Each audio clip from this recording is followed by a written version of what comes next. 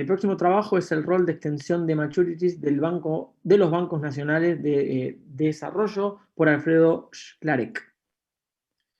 Bueno, muchas gracias por la invitación. Un gusto poder compartir con ustedes esta investigación que, como decíamos en los minutos previos, es en coautoría con investigadores chinos de la Universidad de Pekín, donde he estado haciendo una estancia de visita los últimos 2 años y medio. Bueno, este año se frustró, pero seguimos trabajando, ¿no? Bueno, la idea del trabajo es justamente analizar el tema de los bancos de desarrollo, y voy a empezar un poco con una breve motivación. Después vamos a pasar a entender un poco cómo se financian los bancos de desarrollo, y después entender un poco por qué prestan a más largo plazo los bancos de desarrollo que los bancos comerciales, y finalmente vamos a concluir. Bueno, la motivación es bastante evidente, y es justamente algo que siempre se habla de la escasez de crédito y financiamiento a largo plazo, ¿no? Y lo que muestra la experiencia internacional es que justamente una de las soluciones posibles son justamente los bancos nacionales de desarrollo, que tengan como misión otorgar créditos a largo plazo, ¿no?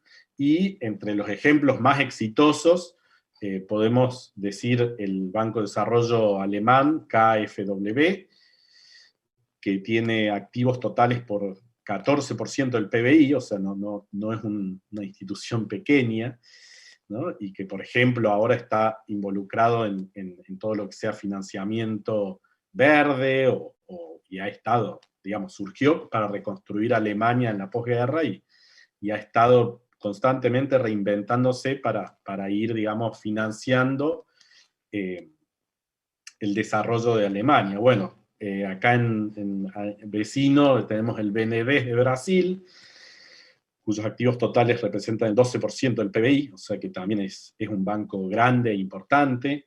Y finalmente, el nuevo, digamos, ejemplo es el Banco de Desarrollo Chino, que, como les comentaba, es lo que está detrás yo diría, digamos, uno de los factores detrás del milagro chino, es justamente el Banco de Desarrollo Chino, que ha financiado todo el desarrollo de China, la infraestructura de China, y ahora últimamente la internacionalización de las empresas chinas, ¿no?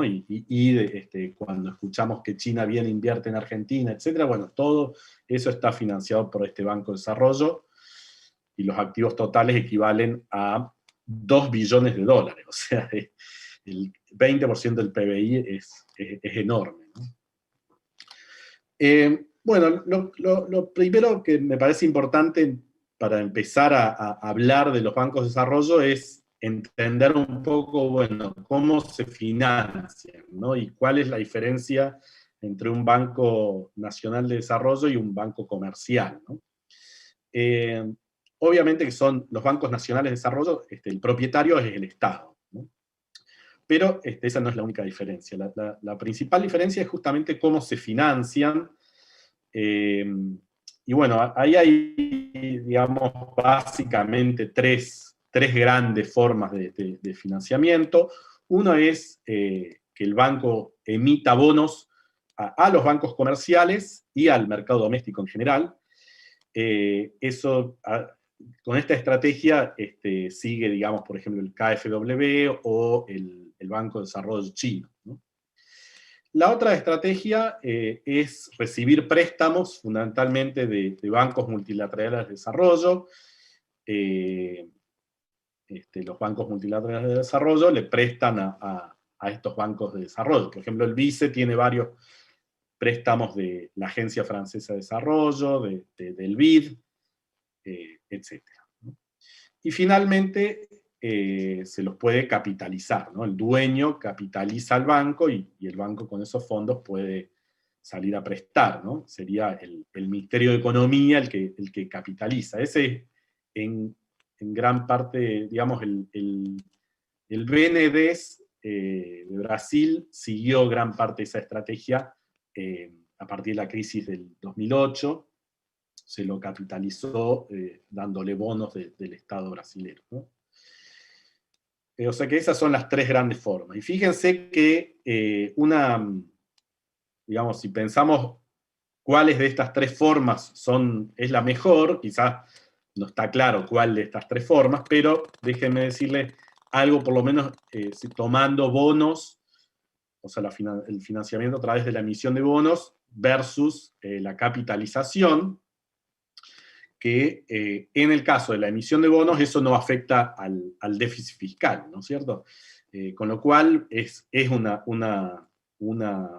cuestión bastante interesante, y más en esta etapa de Argentina en donde probablemente no haya mucho espacio fiscal y justamente se pueda ir pero hay una gran necesidad de financiamiento de infraestructura, ¿no es cierto? Y fíjense, la diferencia central con los bancos comerciales es justamente que los bancos de desarrollo no se financian con depósitos bancarios. O sea, no están activamente en el mercado de pagos minoristas, ¿no? O sea, no vamos a ver, si bien el BICE tiene algunas oficinas en Argentina, pero en algunas ciudades argentinas, pero no es que tiene oficinas, pero no tiene, digamos, bancos, y no trabaja con los depositantes minoristas, ¿no? Así que esa es una gran diferencia. Bueno, déjenme ahora rápidamente mostrarles cómo podría ser un esquema de financiamiento del BICE, que es el Banco de Desarrollo que tenemos acá, que es muy chiquito, pero bueno, es lo que tenemos, mediante la emisión de bonos con los bancos comerciales, y de esta manera el BICE podría financiar proyectos de infraestructura, ¿no? Muchas veces en Argentina se dice que justamente que el problema es que no ahorramos suficiente, etcétera, y que entonces por eso no hay crédito. Bueno, a mi entender ese argumento no es del todo cierto. Sí vamos a ver después en una filmina de que no todo es tan fácil como lo voy a plantear ahora, digamos, pero creo que vale la pena pensar este esquema que les presento ahora. Básicamente lo que tenemos acá son los balances del Banco Central, los bancos comerciales, el BICE, un proyecto de infraestructura y una empresa proveedora a este proyecto de infraestructura. Y acá, o sea, acá tenemos activos y pasivos, ¿no? Y acá tenemos distintos periodos, digamos, la situación inicial, en la situación en donde el Banco Central tiene como pasivo las LELIQs, y los bancos comerciales en sus activos tienen LELIQs, ¿no es cierto? Bueno, si uno piensa que en este primer periodo el Banco Central le paga cuando vencen las LELIQs, le paga las LELIQs a los bancos, lo que sucede es que, bueno, disminuye las LELIQs del pasivo del Banco Central, y lo que aumenta son los depósitos de los bancos comerciales en el Banco Central, ¿no? En una segunda etapa, metemos al BICE en la acción, y el BICE podría emitir un bono a estos bancos comerciales. Entonces, aumenta el pasivo del BICE con esta emisión del bono. Los bancos comerciales compran ese bono, con lo cual es un activo, y lo pagan con estos depósitos que tenían los bancos comerciales en el Banco Central, con lo cual les disminuye sus depósitos, pero se aumenta los depósitos del BICE en el Banco Central. En una tercera etapa, el BICE ahora podría otorgar un préstamo o financiamiento a un proyecto de infraestructura. Entonces aumenta el activo del BICE, y aumenta, perdón, acá hay un error, esto tendría que ser el pasivo, está de este lado. Y además aumenta obviamente el depósitos que tiene este proyecto de infraestructura en el BICE, ¿no? Con lo cual eso es un pasivo para el BICE, ¿no? Ahora, como bien dijimos, el BICE no está en el mercado de pagos, con lo cual probablemente cuando el proyecto de infraestructura haga pagos y contrate a una empresa proveedora,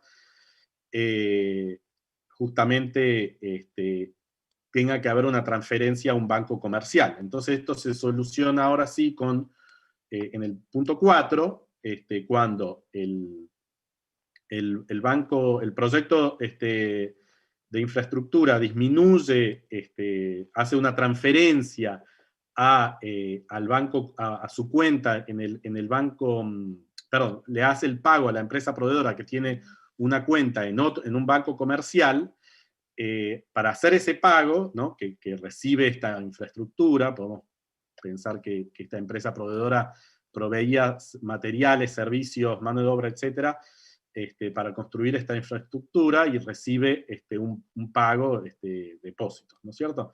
Bueno, lo que está pasando es que a su vez el vice le tiene que hacer un pago al banco comercial donde esa empresa proveedora tiene sus depósitos, y eso lo hace el vice usando justamente sus depósitos en el banco central, ¿no es cierto?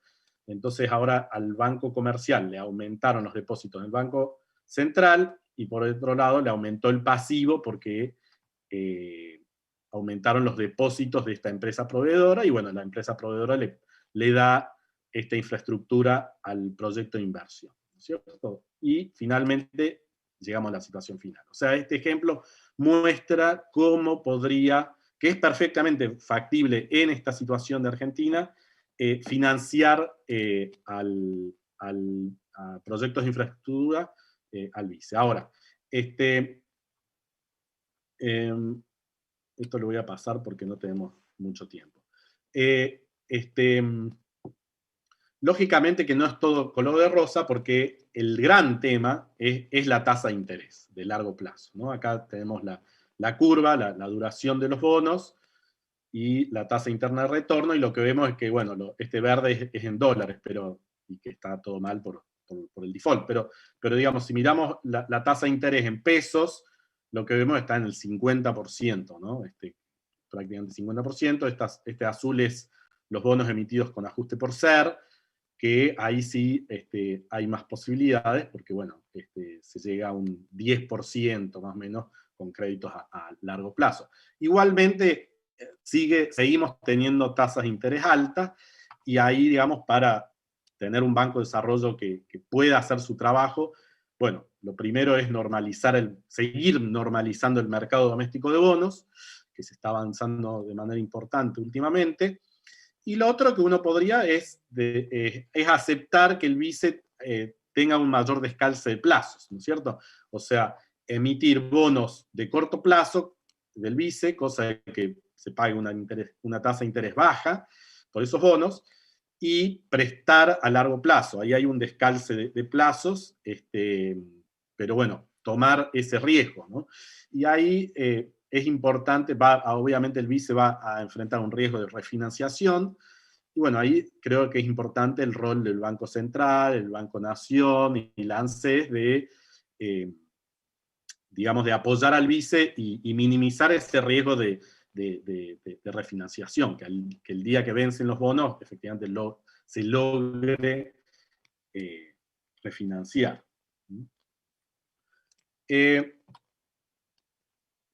Ahora, ¿por qué prestan a más largo plazo los bancos nacionales de desarrollo comparado con los bancos comerciales? Bueno, ahí hay distintas explicaciones. Yo les voy a presentar tres. La última es estrictamente la que vemos en el paper que estoy presentando hoy, que en realidad, digamos, estoy decidiendo hacer una presentación un poco más general y menos, digamos, hay fórmulas matemáticas, etcétera, en el paper, pero lo dejo para que lo lean, digamos, después. Bueno, la primera, digamos, razón de por qué los bancos de desarrollo prestan a más largo plazo sería la función objetivo. Entonces, la idea acá es que el Banco de Desarrollo no solo quiere maximizar beneficios dado el riesgo, sino que también está internalizando ciertas externalidades, por ejemplo, el desarrollo productivo del país, que un banco comercial privado no hace, ¿no es cierto? Bueno, esto lo que significa es que obviamente el banco de desarrollo está dispuesto a tomar mayores riesgos, que en este caso, digamos, prestar a más largo plazo es tomar más riesgo, y en cambio los bancos comerciales están menos dispuestos a tomar este riesgo y prestan a más corto plazo, ¿no es cierto? O sea, esa es una primera razón. Esto se basa en un trabajo que hicimos con un coautor alemán, que fue publicado en 2015 en el Journal of Banking and Finance. Una segunda opción es, o razón, digamos, es que justamente es el tema del plazo promedio, madurez de los pasivos de los bancos, ¿no? Como el Banco Nacional de Desarrollo se financia con bonos a largo plazo, o bonos que son más a largo plazo, comparado con los bancos comerciales, que son depósitos a más corto plazo, eso evidentemente que ahí hay digamos, el Banco de Desarrollo puede prestar a más largo plazo sin incurrir el problema de descalce de plazos entre activos y pasivos, ¿no es cierto? Este argumento lo dimos también en un artículo con Griffith Jones, con Stephanie Griffith Jones, Ocampo y otros investigadores en un libro que sacamos hace 2 años sobre bancos de desarrollo, financiado por Oxford University Press. Ahora, este argumento, en realidad, digamos, lo que está diciendo es que los bancos de desarrollo, por emitir bonos, pueden prestar a más largo plazo, en cambio los bancos comerciales no, pero uno perfectamente podría pensar que uno podría crear un fondo privado que emita bonos y que ese fondo privado preste, digamos, ¿no? Y entonces tendría la misma ventaja que el Banco Nacional de Desarrollo. Bueno, esto es lo que nos hace entrar en esta tercera razón de por qué los bancos de desarrollo pueden prestar a más largo plazo, porque incluso los bonos que emiten el Banco de Desarrollo va a tener más valor que lo que pueda emitir un fondo privado, ¿no?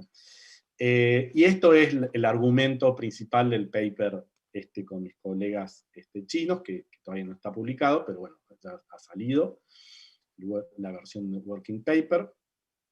Y la idea acá es que ya va a quedar un poco más claro qué es esto de valor de los bonos, pero bueno, básicamente que un bono tenga más valor, que tenga un mayor precio. Y ¿por qué un bono de un Banco Nacional de Desarrollo puede tener más precio que un banco privado? Bueno, hay 2 razones por qué. Primero, uno puede pensar que hay en caso que por ejemplo, que los préstamos que otorga este banco van mal y entonces el banco no va a tener suficientes fondos para pagar ese bono, bueno, hay una mayor probabilidad de que ese banco, si es un banco del Estado, sea recapitalizado por el dueño para hacer frente a esos bonos y no entrar en default. Y la idea es que justamente el Estado tiene mayor capacidad financiera para recapitalizar, si lo comparamos con un sector privado, y por otro lado tiene mayor voluntad para recapitalizar, porque justamente, como decíamos antes, internalizan esas externalidades. Pensemos una crisis, ¿no? Evitar la crisis bancaria. La otra idea es que los bonos del Banco de Desarrollo pueden tener más liquidez de mercado, o sea, que sea más fácil comprar y vender esos bonos en el mercado sin afectar sensiblemente el precio. Y bueno, ahí la idea es que justamente como los bancos nacionales de desarrollo se financian más con bonos que los bancos comerciales, es de esperar que la emisión de bonos de los bancos de desarrollo sea una emisión mayor y eso le va a dar a esos bonos mayor liquidez de mercado. Por otro lado, siempre hay una desventaja, estamos hablando en términos teóricos, después hay que ver en términos prácticos estas cuestiones, pero está la idea de la menor calidad de monitoreo, o sea, que los bancos de desarrollo, por ser el Estado, bueno, tengan una peor evaluación de los proyectos, del screening de los deudores, de las garantías y después de la cobranza. Y eso hace que el emisor de esos bonos sea menos fiable y por ende tiene menos valor, ¿no? El bono. Ahora, ¿qué significa e implica, digamos, un mayor valor de un bono? Bueno, digamos, un mayor valor dado el monto de emisión total implica que esos bonos van a tener una menor tasa de interés, dado el plazo del bono, o, dada la tasa de interés, un mayor plazo del bono. O sea, lo que significa que un bono de mayor valor, vos vas a poder, va a poder tener una madurez de ese bono de más largo plazo y pagando la misma tasa de interés que un bono emitido por el sector privado, va, digamos, con la misma tasa, va necesariamente a ser de menor plazo, ¿no es cierto? Entonces, cuando hay mayor plazo de los bonos BND, dada la tasa de interés, eso implica que justamente el Banco de Desarrollo puede otorgar crédito de financiamiento a más largo plazo sin incurrir en este problema de descalce de plazos entre sus activos y sus pasivos. Así que bueno, ese es el argumento central de este paper. Para terminar, entonces lo que podemos decir es que los bancos de desarrollo son complementos, no sustitutos de los bancos comerciales. A veces uno, cuando habla de esto, cree que no querés bancos comerciales o no querés el sector privado. No, son complementos. Como les mostré, los bancos de desarrollo emiten bonos que son los bancos comerciales los que compran esos bonos, además del mercado, pero digamos principalmente los bancos comerciales. La otra conclusión es que, bueno, si teniendo un banco de desarrollo, eso permite financiar proyectos de más largo plazo e incluso proyectos de inversión que sean más riesgosos, ¿no? Pero que pueden tener grandes retornos futuros, ¿no? Ahora, necesitamos estados ricos y creíbles, ¿no es cierto? O sea, porque justamente para mejorar esa capacidad y voluntad de recapitalización en caso de crisis, ¿no? O sea, si tenemos un estado débil y que ante la menor crisis ya también entra en crisis el Estado, como es lo que solemos vivir en Argentina, bueno, los bancos de desarrollo tampoco pueden hacer milagros. Hay que mejorar la liquidez de mercado de los bonos. Tenía otra de Filmina mostrando cómo se puede hacer eso, pero bueno, por tiempo no tengo tiempo para mostrarles eso. Finalmente hay que hacer un gran esfuerzo de administrar mejor a esos bancos de desarrollo. Necesitamos que realmente elijan buenos y rentables proyectos para financiar. Acá creo que el tema de Vicentín, vemos justamente cuáles son los riesgos, ¿no?, de la banca pública en Argentina. Realmente eso no, digamos, para usar el Estado hay que usarlo bien. Si empezamos a hacer estas cosas de dar créditos sin pasar, sin hacer un buen screening, bueno, ahí tampoco se le puede pedir milagros. Y finalmente, digamos, una recomendación de cuidado es que los bancos nacionales de desarrollo hay que tener cuidado con que se los use para otorgar garantías a los proyectos de participación pública-privada. Eso es lo que estamos viendo en el mundo, que hay un impulso para que los bancos de desarrollo, en vez de dar créditos, den garantías, pero por lo general lo que suele pasar ahí es, digamos, que se termina privatizando las ganancias y sociabilizando las pérdidas, y eso tampoco es el sentido. Así que bueno, muchas gracias y dispuesto para las preguntas. Muchísimas gracias.